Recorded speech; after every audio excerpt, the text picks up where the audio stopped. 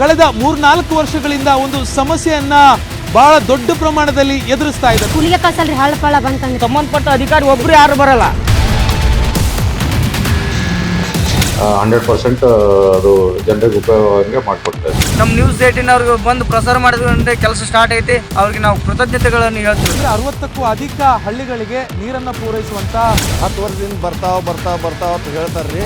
ಇದನ್ನ ನೋಡ್ಲಾಕ ಬರಂಗಿಲ್ಲ. ನಾ ಇವತ್ತು ರೈತ ಸಂಘದ ಪರವಾಗಿ, ರೈತ ಕುಲದ ಪರವಾಗಿ ನ್ಯೂಸ್ 18 ಅವರಿಗೆ ಧನ್ಯವಾದಗಳು ಹೇಳಿ. ನಮ್ಮ ನ್ಯೂಸ್ 18 ಕನ್ನಡ ಮತ್ತು ಫೆಕ್ಟ್ ಆಗಿ ಇವತ್ತು ನಮಗೆ ಸಕ್ಸಸ್ ದೊರೆತಿದೆ. ಇಲ್ಲಿ ಹುಟ್ಟುವಂತ ಪ್ರತಿ ಮಕ್ಕಳು ಕೂಡ ನರಕವನ್ನು ನೋಡ್ತಾ ಇದ್ದಾರೆ. ಮನವಿ ಸಹ ಕೊಟ್ಟಿದ್ರೂ ಸಹ ಯಾವುದೇ ರೀತಿಯಾದಂಥ ಕ್ರಮ ಕೈಗೊಳ್ಳಲ್ಲ.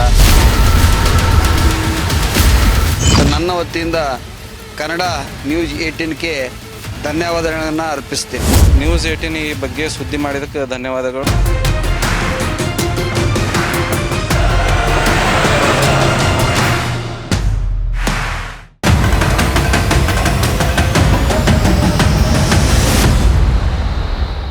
ನಿಮ್ಮ ಮನೆ ಬಾಗಿಲಿಗೆ ನ್ಯೂಸ್ 18 ಕನ್ನಡ ಬಂದಿದೆ. ನಿಮ್ಮ ಸಮಸ್ಯೆಗೆ ಧ್ವನಿಯಾಗಲು, ನಿಮ್ಮ ಸಮಸ್ಯೆಯನ್ನು ಕೇಳಲು, ಆಡಳಿತ ನಡೆಸುವವರ ಗಮನವನ್ನು ನಿಮ್ಮತ್ತ ಸೆಳೆಯಲು, ನಿಮ್ಮ ಸಮಸ್ಯೆಗಳಿಗೆ ಪರಿಹಾರವನ್ನು ಹುಡುಕಲು, ಆ ಮೂಲಕ ನಿಮ್ಮೂರಲ್ಲಾಗಬೇಕಾದ ಬದಲಾವಣೆಯನ್ನು, ಅಭಿವೃದ್ಧಿಯನ್ನು, ಸಮಸ್ಯೆಗಳಿಗೆ ಪರಿಹಾರವನ್ನು ಖಾತ್ರಿಪಡಿಸೋದಕ್ಕೆ ನಾವು ಬಂದಿದ್ದೇವೆ.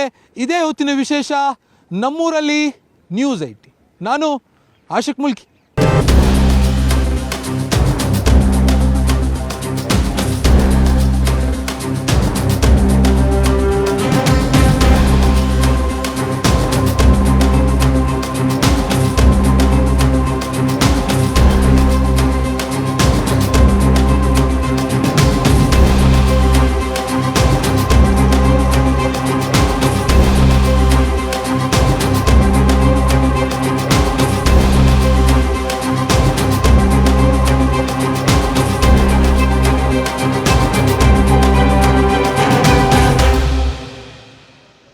ಇವತ್ತಿನ ನಮ್ಮೂರಲ್ಲಿ ನ್ಯೂಸ್ 18 ತಂಡ ರಾಮನಗರ ಜಿಲ್ಲೆಯ ಮಾಗಡಿ ತಾಲೂಕಿನ ಮಂಚನಬೆಲೆ ಅನ್ನುವಂಥ ಒಂದು ಗ್ರಾಮದಲ್ಲಿದೆ. ನನ್ನ ಹಿಂಭಾಗದಲ್ಲಿ ನೀವು ನೋಡ್ಬೋದು, ಇದು ಮಂಚನಬೆಲೆಯ ಅರ್ಕಾವತಿಗೆ ಅಡ್ಡಲಾಗಿ ನಿರ್ಮಾಣ ಆಗಿರುವಂಥ ಸೇತುವೆ ಇತ್ತು. ಕಳೆದ 2 ವರ್ಷಗಳ ಹಿಂದೆ ಆ ಒಂದು ಸೇತುವೆ ಕೊಚ್ಚಿ ಹೋಗಿರುವಂಥದ್ದು. ಸೊ ಇದು ರಾಮನಗರದಿಂದ ಬೆಂಗಳೂರಿಗೆ ಇರುವಂಥ ಪರ್ಯಾಯ ರಾಜ್ಯ ಹೆದ್ದಾರಿ. ಈ ರಾಜ್ಯ ಹೆದ್ದಾರಿಯ ಪರಿಸ್ಥಿತಿ ಇದು. ಇಲ್ಲಿ ಒಂದು ಸೇತುವೆ ಆಗಬೇಕು. ಸೇತುವೆ ಕಳೆದ ಹಲವು ತಿಂಗಳಿಂದ ನಿರ್ಮಾಣ ಮಾಡೋದಕ್ಕೆ ಆಡಳಿತ ವ್ಯವಸ್ಥೆ ವಿಫಲ ಆಗಿರುವಂಥದ್ದು. ಸೊ ಇದರಿಂದ ಏನೇನು ಅನಾನುಕೂಲ ಆಗ್ತಿದೆ ಈ ಗ್ರಾಮದಲ್ಲಿರುವಂಥ ಜನರಿಗೆ ಓಡಾಡೋದಕ್ಕೆ ಅನ್ನುವಂಥದ್ರ ಬಗ್ಗೆ ನ್ಯೂಸ್ 18 ಜೊತೆ ಮಾತನಾಡೋದಕ್ಕೆ ಈ ಗ್ರಾಮದ ನಿವಾಸಿಗಳಿದ್ದಾರೆ. ಅವ್ರನ್ನ ನಾವು ಮಾತಾಡ್ಸೋಣ. ಇಲ್ಲೊಂದು ಸೇತುವೆ ಇತ್ತಂತೆ ಮೊದಲು, ಈಗ ಇಲ್ಲ ಅಂತ. ಸೊ ಏನು ಸಮಸ್ಯೆ ಸರ್ ಒಂದು ಸೇತುವೆ ಇಲ್ದಿರೋ ಕಾರಣಕ್ಕಾಗಿ? ಸರ್, ಇದು ಏನಾಗಿದೆ ಅಂದರೆ ಅಕ್ಟೋಬರ್ 20, 2022ರಲ್ಲಿ ಸೇತುವೆ ಭಾರೀ ಮಳೆ ಬಂದು ಕೊಚ್ಕೊಂಡು ಹೋಗ್ಬಿಡ್ತು. ಈಗ ಆಲ್ಮೋಸ್ಟ್ ಇದು ಸೇತುವೆ ಬಿಡ್ದು 2.5 ವರ್ಷ ಆಯಿತು. ಯಾವುದೇ ರೀತಿ ಕ್ರಮವನ್ನು ಕೈಗೊಂಡಿಲ್ಲ. ಯಾಕೆಂದರೆ ಬೆಂಗಳೂರಿಗೆ ಹೈವೇ ಬಿಟ್ಟರೆ ಸಂಪರ್ಕ ಮೆಂಚಿನಬೆಲೆ ಮಾರ್ಗವಾಗಿ ಬೆಂಗಳೂರಿಗೆ ಹೋಗೋದು ಇದು ಒಂದೇ ರಸ್ತೆ. ಯಾವುದೇ ರೀತಿ ಮಾಗಡಿಯಿಂದ ಬರೋಕ್ಕಾಗಲ್ಲ, ಬಿಡದಿಯಿಂದ ಬರೋಕ್ಕಾಗಲ್ಲ. ಹೈವೇ ಬಿಟ್ಟರೆ ಇದೇ ಸಂಪರ್ಕ ಇರೋದು ಬೆಂಗಳೂರಿಗೆ. ಇಲ್ಲಿಂದ ಸ್ಕೂಲಿಗೆ ಆಗಿರ್ಬೋದು, ಮಕ್ಕಳಿಗೆ ಬೆಂಗಳೂರಿಗೆ ಕೆಲಸಕ್ಕೆ ಹೋಗೋರು, ಬೆಂಗಳೂರಿಂದ ಮಾರ್ಕೆಟಿಂದ ಮತ್ತು ಮೆಜೆಸ್ಟಿಕ್ಕಿಂದ ಮೆಂಚಿನಬೆಲೆ ಮಾರ್ಗವಾಗಿ ಸುಗ್ನಳ್ಳಿಗೆ 12 BMTC ಬಸ್ಗಳು ಬರ್ತಾಯಿದ್ದೋ. ಈಗ ಬ್ರಿಡ್ಜ್ ಬಿದ್ದೋಗಿರೋ ಕಾರಣದಿಂದ ಯಾವುದೇ ರೀತಿ ಬಸ್ಗಳು ಬರ್ತಾಯಿಲ್ಲ. ಕೆಲಸ ಮತ್ತು ಸ್ಕೂಲ್ಗೆ ಹೋಗೋರಿಗೆ, ಕೆಲಸಕ್ಕೆ ಹೋಗೋರಿಗೆಲ್ಲ ಭಾರಿ ಮಖಭಂಗಾಗಿ ಕೆಲಸಕ್ಕೆ ತೊಂದರೆ ಆಗಿಬಿಟ್ಟಿದೆ. ಹೋಗೋಕ್ಕೆ ಸಮಸ್ಯೆ ಸಿಕ್ಕಾಪಟ್ಟೆ ಆಗಿದೆ. ಇದ್ರ ಬಗ್ಗೆ ಯಾರೂ ಕ್ರಮನೂ ಕೈಗೊಳ್ತಾ ಇಲ್ಲ. ಲೋಕಲ್ MLA ನಿಮ್ಮ ಮಾಗಡಿ ಶಾಸಕರು ಎಲ್ಲರಿಗೂ ಎಲ್ಲ ರೀತಿ ಇಂಟಿಮೇಷನ್ ಕೊಟ್ಟಿದ್ದೀವಿ. ಈಗಾಗುತ್ತೆ ಆಗೋಗುತ್ತೆ. 13 ಕೋಟಿಗೆ ಸ್ಯಾಂಕ್ಷನ್ ಆಗಿದೆ. ಇನ್ನೇನು ನಾಳೆ ಟೆಂಡರ್ ಕೂಗಿದ್ದಾರೆ, ಮಾಡ್ತೀವಿ ಅಂತ ಎಲ್ಲ ರೀತಿ ಪಬ್ಲಿಸಿಟಿ ಆಗಿದೆ. ಸದ್ಯಕ್ಕೆ ಯಾವುದೇ ರೀತಿ ಕಾನೂನು ಪ್ರಕಾರವಾಗಿ ಯಾವುದೇ ಬ್ರಿಡ್ಜು ಸರಿ ಹೋಗಿಲ್ಲ. ಇದಾಗಲೇ 3ನೇ ಸಲ ಉಳ್ಳೋಯ್ತು. ಯಾಕೆಂದರೆ ಇದು ಬ್ರಿಡ್ಜ್ ಉಳ್ಳೋಯ್ತು ಅಂದರೆ ಪ್ರತಿಯೊಬ್ಬರು 15 ಕಿಲೋಮೀಟ್ರ್ ಸುತ್ತಾಕ ಬರಬೇಕು, ಗುಡದಳ್ಳಿ ಮಾರ್ಗವಾಗಿ ಬರಬೇಕು. ಇದ್ರ ಮುಂಚೆ ಒಂದು ಗದಗಾಯಿನ ದೊಡ್ಡ ಬ್ರಿಡ್ಜ್ ಇದೆ, ಹಾಗಲಳ್ಳಿ ಇದೆ, ಯಾವುದೇ ರೀತಿ ಸೇಮ್ ಬ್ರಿಡ್ಜ್ ಎಲ್ಲ ಥರದೂ ತೊಂದರೆ ಆಗಿದೆ. ಹಾಗಾಗಿ 15 ಕಿಲೋಮೀಟ್ರ್ ಇಲ್ಲಿಂದ ಚಿಕ್ಕನಳ್ಳಿಗೆ 3 ಕಿಲೋಮೀಟ್ರ್ ಹೋಗೋದು ಬದಲು ನಾವು 15 ಕಿಲೋಮೀಟ್ರ್ ಸುತ್ತಾಕ ಬರಬೇಕಾಗುತ್ತೆ. ಎಲ್ಲಿ ಬೆಂಗಳೂರಿಗೆ ಹೋಗಬೇಕಾದ್ರೆ ಸಿಕ್ಕಾಪಟ್ಟೆ ಅನಾನುಕೂಲ ಆಗ್ತಾಯಿದೆ. ಸ್ಕೂಲ್ ಮಕ್ಕಳು ನೋಡಿ, ಇವರು ಡ್ಯಾಮಿಂದ ಇಲ್ಲಿಗೆ ಬರಬೇಕಾದ್ರೆ 5 ನಿಮಿಷಕ್ಕೆ ಬರಬೇಕಾದ್ರೆ ಸಿಕ್ಕಾಪಟ್ಟೆ ಸಮಸ್ಯೆ ಇದೆ. ಬ್ರಿಡ್ಜ್ ಇಲ್ಲ, ಅಲ್ಲಿಂದ ಸುತ್ತಾಕೊಂಬರಬೇಕು. ಸಿಕ್ಕಾಪಟ್ಟೆ ಅನಾನುಕೂಲ ಆಗಿದೆ. ಯಾವುದೇ ರೀತಿ ಕ್ರಮ ಕೈಗೊಂಡಿಲ್ಲ ಇದುವರೆಗೆ. ಇದು ಸುಮ್ಮನೆ ಇದು ತಾತ್ಕಾಲಿಕವಾಗಿ ಮಾಡಿರೋದು. ಇದೇನಿಲ್ಲ, ಒಂದು ಟನ್ನೇಜ್ ಲಾರಿ ಬತ್ತು ಅಂದರೆ ಉಳ್ಳೋಗ್ಬಿಡುತ್ತೆ. ಇದಾಗಲೇ 3ನೇ ಸಲ ಕೊಚ್ಕೊಂಡು ಹೋಗಿರೋದು. ಒಂದ್ಸಲಿ ಕೊಚ್ಚಾಯ್ತು ಅಂದ್ರೆ ಒಂದು ವಾರ ಬೇಕು ಇದು ರೆಡಿ ಮಾಡೋಕ್ಕೆ. ನಾವಿಷ್ಟು ಜನ ನಿಂತಿದ್ದೀವಲ್ಲ, ಇದ್ರ ಮೇಲೆ ಗ್ಯಾರಂಟಿ ಇಲ್ಲ ನಮ್ಗೆ. ಇದು ಗ್ಯಾರಂಟಿ ಏನಿಲ್ಲ, ಗ್ಯಾರಂಟಿ ಇಲ್ಲ. ಏನೋ ಮಳೆ ಬತ್ತವ್ರು ಎತ್ಕೊಂಡು ಹೋಗ್ಬಿಟ್ಟು 1 ಕಿಲೋಮೀಟರ್ ತೊಗೊಂಡು ಬಿಟ್ಬಿಡ್ತಾರೆ ಪೈಪು. ಯಾವುದೇ ರೀತಿ ಸಮಸ್ಯೆ ಇಲ್ಲ. ಸಿಕ್ಕಾಪಟ್ಟೆ ಅನಾನುಕೂಲ ಆಗಿದೆ. ಇದ್ರ ಬಗ್ಗೆ ಏನು ಸರಿಯಾಗಿ ಕ್ರಮ ಕೈಗೊಂಡಿಲ್ಲ. ಇದು ಮೈಸೂರಿಂದ ಬೆಂಗಳೂರಿಗೆ ಇರ್ತಕ್ಕಂಥ 2ನೇ ಹೈವೇ ರಸ್ತೆ ಇದು, ರಾಜ್ಯ ಹೆದ್ದಾರಿ. ಮೇನ್ ರೋಡಲ್ಲಿ ಏನಾದ್ರು ಅನಾನುಕೂಲ ಆದರೆ, ಯಾವುದೇ ಒಂದು ಆಕ್ಸಿಡೆಂಟ್ ಆದ್ರೂ, ಯಾವುದೇ ಒಂದು ಟ್ರಾಫಿಕ್ ಜಾಮ್ ಆದ್ರೂ ಇರ್ತಕ್ಕಂಥ ರಸ್ತೆ ಅಂದರೆ ಮೈಸೂರಿಗೆ ಬೆಂಗಳೂರಿಗೆ ಇರ್ತಕ್ಕಂಥ ರಸ್ತೆ ಇದು 2ನೇ ರಸ್ತೆ. ಈ ರಸ್ತೆನ ಅಭಿವೃದ್ಧಿ ಆಗಲಿಲ್ಲ ಅಂದರೆ ಜನಕ್ಕೆ ಏನು ಅನುಕೂಲ ಮಾಡಿಕೊಡ್ತಾರೆ ಈ ಸರ್ಕಾರ? ಈ ಸರ್ಕಾರದ ಉದ್ದೇಶ ಏನು? ಜನಕ್ಕೆ ಅನುಕೂಲ ಮಾಡೋದು, ಅನಾನುಕೂಲ ಇರ್ತಕ್ಕಂಥದ್ದೇ ಅನಾನುಕೂಲ ಮಾಡುವ ಸನ್ನಿವೇಶದಲ್ಲಿ ಇರ್ತಕ್ಕಂಥ ಈ ಸರ್ಕಾರ. ಆದ್ದರಿಂದ ಇವತ್ತು 2.5 ವರ್ಷ ಆಯಿತು. ಜನರ ಕಷ್ಟ ಏನಿದೆ ಅನ್ನೋದು ಇಲ್ಲಿವರೆಗೂ ಯಾವುದೇ ರಾಜಕಾರಣಿ ಬಂದು ಕೇಳಿರ್ತಕ್ಕಂಥವ್ರಲ್ಲ. ಬಂದರೂ ಸೇತುವೆ ಬೀಳ್ತು, ಅವರ ಕಟಸಿಗೋಸ್ಕರ ಬಂದಿದ್ದಾರೆ, ನೋಡ್ಕೊಂಡು ಹೋಗಿದ್ದಾರೆ ಹೊರತು ಇಲ್ಲಿ ಗಂಟ ಯಾವುದೇ ಪರಿಹಾರವನ್ನು ಕೊಟ್ಟಿಲ್ಲ. ಇಲ್ಲಿ ಸುಮ್ಮನೆ ಬಂದು ಜನಗಳು ಕಣ್ಣೀರು ವರ್ಷಕ್ಕೋಸ್ಕರ ಬರ್ದು ನೋಡ್ಕೊಂಡು ಹೋಗ್ತಾರೆ ಹೊರತು ಇಲ್ಲಿ ಸಾಮಾಜಿಕವಾಗಿ ನಮ್ಮ ಏನಾಗಿದೆ ಇಲ್ಲಿ ವ್ಯವಸ್ಥೆ, ಈ ವ್ಯವಸ್ಥೆನ ರೆಡಿ ಮಾಡಬೇಕು ಅಂತ ಇಲ್ಲಿ ಯಾರಿಗೂ ಮನದಟ್ಟಾಗಿ ಇಲ್ಲ ಸರ್. ಅದು ನಮಗಿಲ್ಲಿ ಮೇಯ್ನ್ ಏನು ಅಂತ ಅಂದರೆ, ಈ ಶಾಲಾ ಮಕ್ಕಳುಗಳು ಇಷ್ಟಿಷ್ಟುದ್ದ ಚಿಕ್ಕ ಮಕ್ಕಳುಗಳು ಅಲ್ಲಿಂದ ಅಲ್ಲಿ ಗಂಟ ನಡ್ಕೊಂಡು ಹೋಗ್ಬೇಕು ಅಂದರೆ ಎಷ್ಟು ಹೊಟ್ಟೆ ಇರ್ತದೆ. ನಾವು ಮಕ್ಕಳನ್ನ ಕರ್ಕೊಂಡು ಬಿಡಬೇಕಾದ್ರೆ ಇಲ್ಲಿ 2 ವೆಹಿಕಲ್ ಬಂದರೆ ಓಡಾಡೋಕ್ಕೆ ರಸ್ತೆ ಇಲ್ಲ, ಜಾಮ್ ಆಗುತ್ತೆ. ಇವನ್ನ ನಾವು ಕರ್ಕೊಂಡೋಗಿ ಬಿಟ್ಟು ಕರ್ಕೊಂಡು ಬರಬೇಕು. ಆ ಸಾಲದಕ್ಕೆ ಇದು ಇಲ್ಲಿ ನಮಗೆ ಯಾವ ರಾಜಕೀಯದವರೇ ಆಗಲಿ ಯಾರೇ ಆಗಲಿ ನಮಗದಲ್ಲ. ಈ ಪ್ರೆಸೆಂಟ್ ಯಾರು ಏನು ಮಾಡ್ತಾ ಇದ್ದಾರೆ ಅವರು ದಯವಿಟ್ಟು ನಮ್ಗೆ ಈ ಸೇತುವೆನ ಮೊದಲು ನಿರ್ಮಾಣ ಮಾಡಬೇಕು. ಟೀಚರ್ಸ್ಗಳು ಟೈಮ್ ಮೇಡಮ್ ದೇವ್ರ ಪಾಪ ಅವರು ಶಾಸಕರು ಅವ್ರಿಗೆ ಎಲ್ಲಿಂದ ನಡ್ಕೊ ಬರ್ಬೇಕು. ಅವ್ರಿಗೆ ಎಷ್ಟು ತೊಂದರೆ ಆಗ್ತದೆ, ಅವ್ರಿಗೆ ಎಷ್ಟು ತೊಂದರೆ ಆಗಿದೆ. ನಾವು ಇದಕ್ಕೋಸ್ಕರನೇ ದಯವಿಟ್ಟು ಎಲ್ಲ ಮಾಧ್ಯಮದವ್ರ ಕಡೆಯಿಂದ ನಾನು ತಲುಪಿಸೋದೇನೆಂದರೆ, ಮೊದಲು ರಸ್ತೆ ಮಾಡಿ. ನಮ್ಮ ಮೇಡಮ್ನವ್ರು ಇವರು ಸೇತುವೆ ಇಲ್ಲ, ಇದೊಂದು ಏನೋ ಮಾಡಿದ್ದಾರೆ, ಮಣ್ಣು ಗುಡ್ಡೆ ಹಾಕಿ. ಎಷ್ಟು ಕಷ್ಟ ಆಗುತ್ತೆ ಪ್ರತಿದಿನ ಓಡಾಡ? ತುಂಬ ಕಷ್ಟ ಆಗ್ತಾ ಇದೆ. ನಮ್ಮ ಮಕ್ಳಿಗೂ ಹೋಗಿ ಬರೋಕ್ಕೂ ತುಂಬ ಕಷ್ಟ ಆಗ್ತಾ ಇದೆ. ನಮಗೂ ಅಷ್ಟೇ, ಬೆಳಗ್ಗೆನೇ ಬರಬೇಕು ನಾವು. ಹೋಗಿ ಬರೋಕ್ಕೆ ದಯವಿಟ್ಟು ಇದು ಅನುಕೂಲ ಮಾಡಿಕೊಟ್ರೆ ನಮ್ಗೆ ತುಂಬ ಒಳ್ಳೇದಾಗುತ್ತೆ. ದಯವಿಟ್ಟು ಕಳಕಳಿ ಅಂತ ನಿಮ್ಮ ಹತ್ರ ಮನವಿ ಮಾಡ್ಕೋತಾ ಇದ್ವಿ. ದಯವಿಟ್ಟು ಈ ಸೇತುವೆನ ಬೇಗ ಮಾಡ್ಕೊಳ್ಳಿ. ನಮಗೆಲ್ಲ ಬಸ್ ಅನುಕೂಲನೂ ಇಲ್ಲ. ಆ ಸೇತುವೆ ಆದಮೇಲೆ ಬಸ್ ಅನುಕೂಲ ಆದ್ರಿಂದ ನಮ್ಗೆ ತುಂಬ ಅನುಕೂಲ ಆಗುತ್ತೆ. ನಾನು ದಯವಿಟ್ಟು ಬೇಡ್ಕೋತಾ ಇದ್ದೀನಿ, ಇದೊಂದು ದಯವಿಟ್ಟು ನಮಗೆ ಸಹಕರಿಸಿ ಸೇತುವೆನ ಮಾಡಿಕೊಡ್ಬೇಕು ಅಂತ ನಿಮ್ಮಲ್ಲಿ ಬೇಡ್ಕೋತಾ ಇದ್ದೀನಿ. ಊಟ ಶಾಲೆಗೆ ಹೋಗೋದಕ್ಕೆ ಕಷ್ಟ ಆಗುತ್ತೆ ಇಲ್ಲಿ. ಪ್ರತಿದಿನ ನಡ್ಕೊಂಡು ಹೋಗ್ತೀರಾ? ಪ್ರತಿದಿನ ನಡ್ಕೊಂಡೇ ಹೋಗ್ತೀರಿ ಹಿಂಗೆ? ಎಷ್ಟು ಕಷ್ಟ ಆಗುತ್ತೆ? ತುಂಬಾ ಕಷ್ಟ ಆಗುತ್ತೆ. ಹಾಂ ಸರ್, ನಾವು ಈ ಕಡೆ ಚಿಕ್ಕಳ್ಳಿಗೆ ಹೋಗ್ಬೇಕಾದ್ರೆ ಬಸ್ಗಳಿಲ್ಲ ಸರಿಯಾಗಿ. 6:30 7 ಗಂಟೆಗೆ ಹೋಗ್ತೀವಿ. ಬೆಳಗ್ಗೆ ಹೊತ್ತು ನಮಗೆ ಸ್ಪೆಷಲ್ ಕ್ಲಾಸ್ ತಗೊಂಡ್ರೆ ಬಸ್ ಬರೋಕ್ಕೆ ಆಗಲ್ಲ. ಅದಕ್ಕೆ ಇವಾಗ ಸೇತುವೆ ರೆಡಿ ಮಾಡಿಸಿ ಬಸ್ಗಳೆಲ್ಲ ಬರ್ತವೆ. ಅದಕ್ಕೆ ಹೈಸ್ಕೂಲ್ ಮಕ್ಕಳು ಎಲ್ಲ ಈ ಮಂಚಿನ ಬೆಲೆ ಗ್ರಾಮದರ. ನಾವು ಚಿಕ್ಕನಳ್ಳಿ ಅಂತ ಬಸ್ಗಳಿಲ್ಲ ಸರಿಯಾಗಿ. BMTC ರಾಮನಗರ ಬಂದರೆ ಅಲ್ಲೇ ನಿಂತ್ಕೊತದೆ. ಅಲ್ಲಿಗೆ ಓದ್ಕೋಬೇಕು, ಅಲ್ಲಿಂದ ನಡ್ಕೊಂಡ್ಬರ್ಬೇಕು. ಈಗ ರಾಮನಗರ ಫಸ್ಟ್ ಬರ್ತದೆ ಇಲ್ಲಿಗೆ. ಆ ಕಡೆ ಬಸ್ ಬರುತ್ತೆ, ಅಲ್ಲಿ ಇಳ್ಕೊಬೇಕು, ನಡ್ಕೊಂಡು ಹೋಗಿ ಮತ್ತೆ ಮಂಚಿನ ಬೆಲೆಗೆ ಹೋಗಿ ಅಲ್ಲಿಂದ ಬಸ್ ಹತ್ಕೋಬೇಕು. ಇಷ್ಟು ದೂರಕ್ಕೆ 2-3 ಬಸ್ ಹತ್ಕೊಂಡು ಹೋಗ್ಬೇಕು ಮಕ್ಕಳು. ಹೌದು ಸರ್, ಅದು ಸ್ಮಶಾನ. ಅದು ಊರಲ್ಲಿ ಯಾವ್ದಾದ್ರು ಒಂದು ಸಾವಾಯ್ತು ಅಂದ್ರೆ ತಗೊಬಂದು ಡೆಡ್ ಬಾಡಿಲಿ ಸುಡ್ತೀವಿ. ಜನ ಇಲ್ಲಿಂದ ನೈಟ್ ಓಡಾಡ್ತಾರೆ ಕೆಲವರು, ಅವ್ರಿಗೆಲ್ಲ ಭಯ ಆಗುತ್ತೆ. ದಯವಿಟ್ಟು ನಮಗೆ ಒಂದು ಸೇತುವೆ ಬಗ್ಗೆ ನಮಗೆ ಬೇಗ ಮಾಡಿಕೊಡ್ಬೇಕು. ಈ ರಸ್ತೆ ಬಿದ್ದೋದಾಗ ಇಲ್ಲಿ ತಂದು ಹೆಣನ ಮಣ್ಣು ಮಾಡೋದಕ್ಕೆ ನಾವು 20 ಕಿಲೋಮೀಟರ್ ಬಳಸ್ಕೊ ಬಂದಿದ್ದೀವಿ. 18 ಕಿಲೋಮೀಟರ್ ಹೆಣ ಹೊತ್ಕೊಂಡು ಗಾಡಿಲಿ ತುಂಬಿಕೊಂಡು ಹೆಣನ 20 ಕಿಲೋಮೀಟರ್ ಒಂದು ಈ ಜಾಗದಲ್ಲಿ ನಾವು ಮಣ್ಣು ಮಾಡಿದೀವಿ. ಅವ್ರ ಜಮೀನಿಗೆ ಬರ್ಬೇಕಾದ್ರು ಜಮೀನಲ್ಲಿ ಮಣ್ಣು ಮಾಡೋದಕ್ಕೆ 20 ಕಿಲೋಮೀಟರ್ ಸುತ್ಕೊ ಬಂದಿದ್ದೀವಿ ಗಾಡಿಲಿ ಹಾಕೊಂಡು. ಇದು ಕಷ್ಟ ಯಾರು ಕೇಳ್ತಾರೆ? ಸತ್ಮೇಲೆ ನೆಮ್ಮದಿ ಇಲ್ಲ ಅಣ್ಣ. ಜೀವಂತವಾಗಿಲ್ಲ ಅಂದ್ರೆ ಸತ್ಮೇಲೆ ನೆಮ್ಮದಿ ಇಲ್ಲ. ಅವ್ರು ನೆಮ್ಮದಿ ಕಳ್ಸಕ್ಕಾಗ್ಲಿಲ್ಲ. 20 ಕಿಲೋಮೀಟರ್ ಸುತ್ತಾಕ ಬಂದಿದ್ದೀವಿ. ಅದಕ್ಕೆ ಯಾಕೆ ಸಾಕ್ಷಿ ಇದ್ದಾರೆ, ಏನು ಸುಳ್ಳು ಹೇಳ್ತಲ್ಲ ನಾವು, ಅದಕ್ಕೆ ಸಾಕ್ಷಿ ಇದೆ. ಎಷ್ಟು ಕಳಪೆಯಾಗಿ ಈ ರಸ್ತೆನ ಮಣ್ಣಾಕ್ಬಿಟ್ಟು ಮಣ್ಣು ಗುಡ್ಡ ಹಾಕೋರು ಸರ್ ಇಲ್ಲಿ ಏನು ಹಾಕಿಲ್ಲ ಸರ್, ಒಂದು ಸಿಮೆಂಟ್ ಅಂತ ತೋರಿಸಿಲ್ಲ ಈ ಬ್ರಿಡ್ಜ್ಗೆ. ಸುಮ್ಮನೆ ಏನೋ ಪೈಪ್ ತಂದು ಮಣ್ಣು ಹಾಕಿ ಸುಮ್ಮನೆ ಓಡಾಡ್ಲಿಕ್ಕೆ ಮಾಡವ್ರೆ. ಇದು ಯಾವುದೇ ಸೇಫ್ಟಿ ಬ್ರಿಡ್ಜ್ ಅಂತೂ ಅಲ್ಲ ಸರ್. BMTC ಅವ್ರು ಬಂದು BMTC ಬಿಡ್ಲಿಕ್ಕೆ ನೋಡ್ಬಿಟ್ಟು ಹಾಗೆ ಹೋಗಿದ್ದಾರೆ. ಯಾವುದೇ ರೀತಿ ಇಲ್ಲಿ ಅನುಕೂಲ ಇಲ್ಲ, ಬ್ರಿಡ್ಜ್ ಯಾವುದೇ ಕಾರಣಕ್ಕೂ ಇದು ಗಟ್ಟಿಯಾಗಿಲ್ಲ ಅಂದ್ಬಿಟ್ಟು ಹಾಗೆ ಹೋಗಿದ್ದಾರೆ. ಇದು ಯಾವುದೇ ರೀತಿ ಸೇಫ್ಟಿ ಇಲ್ಲ. ನಾನು ರೀಸೆಂಟಾಗಿ ಡಬಲ್ ಅವ್ರ ಹತ್ರ ಮಾತಾಡಿದಾಗ ಬೋರ್ಡ್ ಮೀಟಿಂಗ್ ಪಾಸ್ ಆಗಬೇಕು ಆಗಿದೆ, ಇನ್ನೊಂದು 15 ದಿನದಲ್ಲಿ ವರ್ಕ್ ಆರ್ಡರ್ ಕೊಡ್ತೀವಿ ಅಂತ ಹೇಳಿದ್ರು. ಅದು ಎಷ್ಟರ ಮಟ್ಟಿಗೆ ಅದು ಸರಿಯಾದೆ ಅಂತ ಗೊತ್ತಿಲ್ಲ ನನಗೆ. ಬಾಯಿ ಮಾತಲ್ಲಿ ಬೇಡ, ನಮಗೆ ಮಾಡ್ಕೊಡ್ಬೇಕು ತಾನೆ. ಒಟ್ನಲ್ಲಿ ಇನ್ನೂ ಆಗಿಲ್ಲ. ಇಲ್ಲಿ ಮಸಾಣ ಇರೋದ್ರಿಂದ ಹೆಣ್ಮಕ್ಳು 9-10 ಗಂಟೆಗೆ ಬಸ್ ಇಳಿದು ನಡ್ಕೊಂಬರ್ತಾರೆ, ಹೆಣ್ಮಕ್ಳುಗಳು, ಸ್ಕೂಲ್ ಮಕ್ಕಳೆಲ್ಲ. ಅದು ಜವಾಬ್ದಾರಿ ಯಾರು? ಈ ಮಸಾಣದಲ್ಲಿ ಹೆಣ್ಮಕ್ಳಿಗೆ ನಾವೇ ಓಡಾಡೋಕೆ ಭಯ ಆಗುತ್ತೆ. ಈ ಮಸಾಣದಲ್ಲಿ ಹೆಣ್ಮಕ್ಳು 10 ಗಂಟೆ ರಾತ್ರಿ ಬಸ್ಗಳು ಇಳಿದ್ಬಿಟ್ಟು ಅಲ್ಲಿಂದ ಇಲ್ಲಿ ನಡ್ಕೊಂಬರ್ತಾರೆ. ಇದ್ರ ಬಗ್ಗೆ ಯಾರು ಇದ್ಕೊಳ್ಳೋ ಅಟ್ಲೀಸ್ಟ್ ಲೈಟ್ಗಳು ಹಾಕವ್ರ? ಲೈಟ್ಗಳು ಹಾಕಿಲ್ಲ, ಬೀದಿ ದೀಪನೂ ಇಲ್ಲ, ಯಾವುದು ಇಲ್ಲ ಅಲ್ಲಿ ಸೇಫ್ಟಿಯಾಗಿ. ಫಸ್ಟ್ ಸೇತುವೆ ಇದ್ದಾಗ ಬಸ್ಸಲ್ಲಿ ಬರ್ತಿದ್ದು, ಸ್ಕೂಲ್ ಹತ್ರನೇ ಇಳ್ಕೋಬಹುದಾಗಿತ್ತು. ಆದ್ರೆ ಇವಾಗ ಸೇತುವೆ ಇಲ್ಲ ಆಗಿದೆ. 6 ಕಿಲೋಮೀಟರ್ ನಡ್ಕೊ ಬರ್ಬೇಕಾಗುತ್ತೆ ನಾವು. ಈಗ ಸೇತುವೆ ಬಿದ್ದಾಗಿಂದನೂ ಅಷ್ಟೇ ಆ ಕಡೆಯಿಂದ ಬಳಸ್ಕೊಂಡು ಬರ್ಬೇಕಾಗುತ್ತೆ. ತುಂಬಾನೇ ಕಷ್ಟ ಆಯ್ತದ ನಮಗೆ.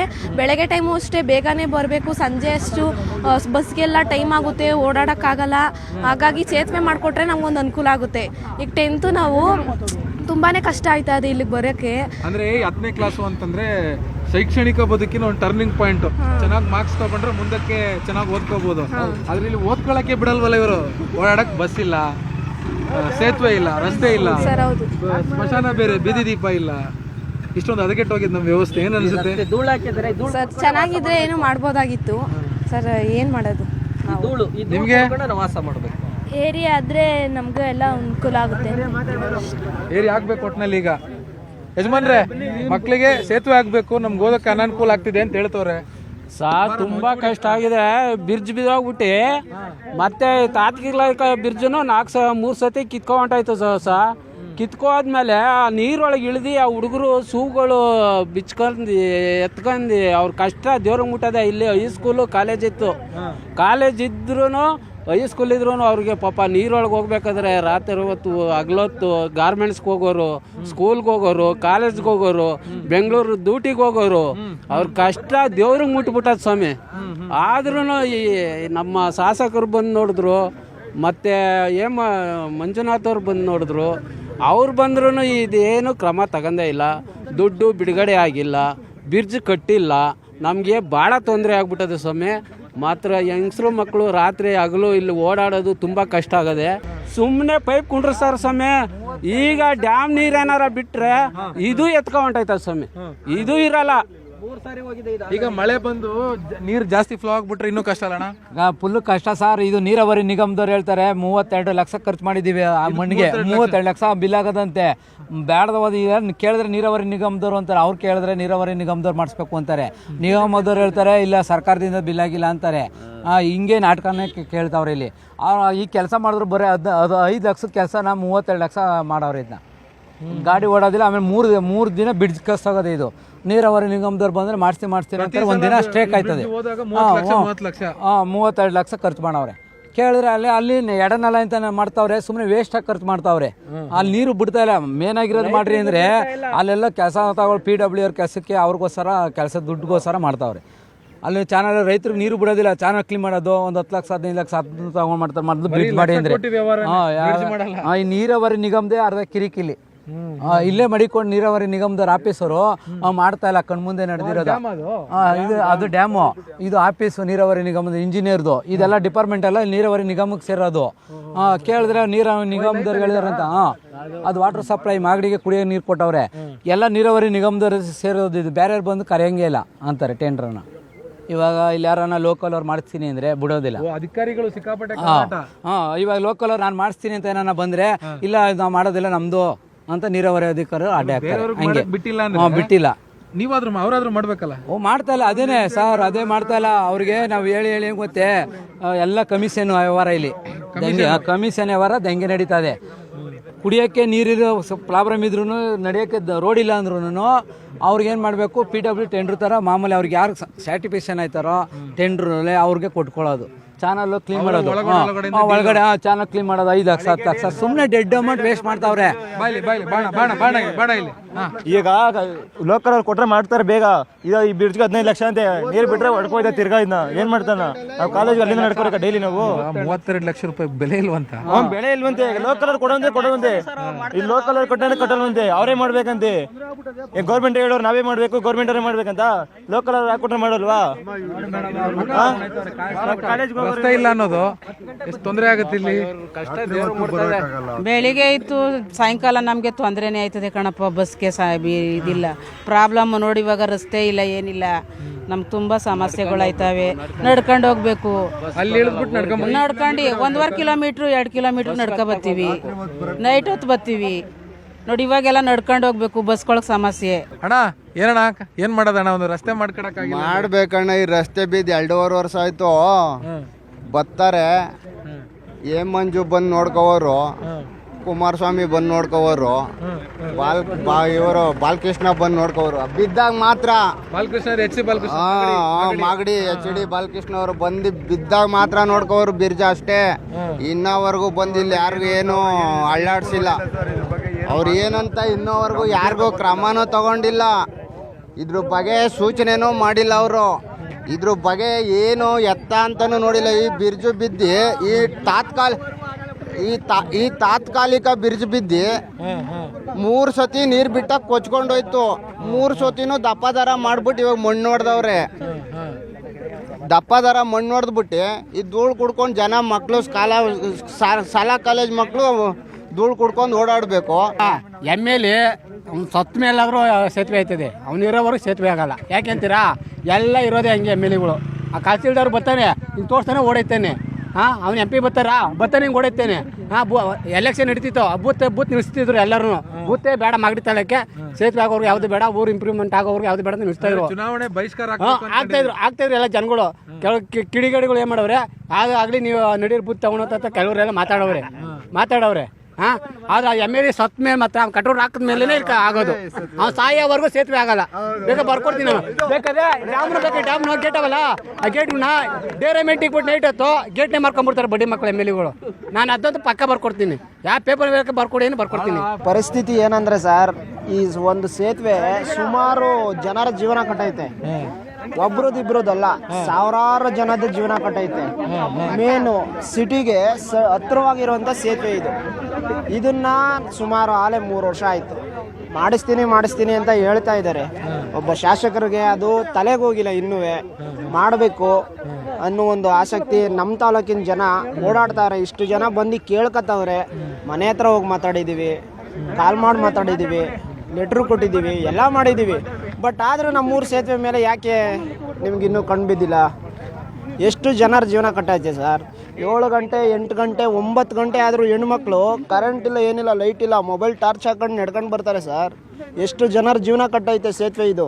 ಒಂದು ಸೇತುವೆ, ಬೇರೆವೆಲ್ಲ ಬಿಡಿ, ಒಂದು ಸೇತುವೆ ಇದರಿಂದ ಏನೇನು ದೊಡ್ಡ ಎಷ್ಟು ಜನರ ಜೀವನ ಕಟ್ಟೈತೆ ಸರ್. ಆ ಜನ ಉದ್ಧಾರ ಮಾಡ್ತಾವ್ರೆ ಅಂದ್ರೆ ಬೆಂಗಳೂರಿಗೆ ಹೋಗಿ ಅವರು ಸಂಪಾದನೆ ಮಾಡ್ಕೊ ಬರ್ಬೇಕು, ಅವ್ರ ಜೀವನಗಳು ನಡೆಸ್ಬೇಕಂದ್ರೆ. ಈಗ ಪ್ರೆಸೆಂಟ್ ಇವ್ರು ಮಾಡಲಿಲ್ಲ ಅಂದ್ರೆ ನಾವು ಸ್ಟ್ರೈಕ್ ಮಾಡ್ತೀವಿ, ಹೋರಾಟ ಮಾಡ್ತೀವಿ. ಯಾವುದೇ ಕಾರಣಕ್ಕೂ ನಿಲ್ಸಲ್ಲ. ಇದು ಏನೇ ಆದರೂ ಪರವಾಗಿಲ್ಲ. ನಾವು ರೈತರುಗಳಂತೂ ತುಂಬ ರೊಚ್ಚಿಗೆತ್ತಿದ್ವಿ. ನಾವು ಏನಕ್ಕೋಸ್ಕರ ಇದನ್ನ ಕಾನೂನನ್ನ ಕೈ ತಗೋಬಾರ್ದು ಅಂತ ಅಂದ್ಬಿಟ್ಟು ನಾವು ಅದಕ್ಕೋಸ್ಕರ MLA ಅವ್ರಿಗೆ ಮತ್ತು MP ಅವ್ರಿಗೆ ಮತ್ತು ಮಿನಿಸ್ಟ್ರುಗಳಿಗೆ ದಯವಿಟ್ಟು ಕೈ ಮುಗಿದು ಹೇಳ್ತೀವಿ.